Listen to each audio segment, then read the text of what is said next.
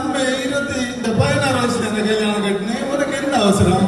நீங்க 14 வயசுல கல்யாணம் கட்டின ஊர்ல சொல்லிட்டு இருக்காது. எனக்கு கல்யாணத்தை முடிச்சிருக்கேவா?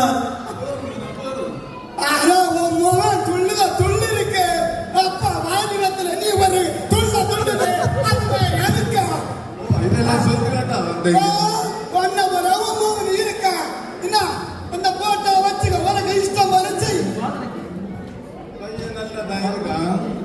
சிறுதனை குறாம தெரியுமாவளா? ஒரு பைசா குறைஞ்சா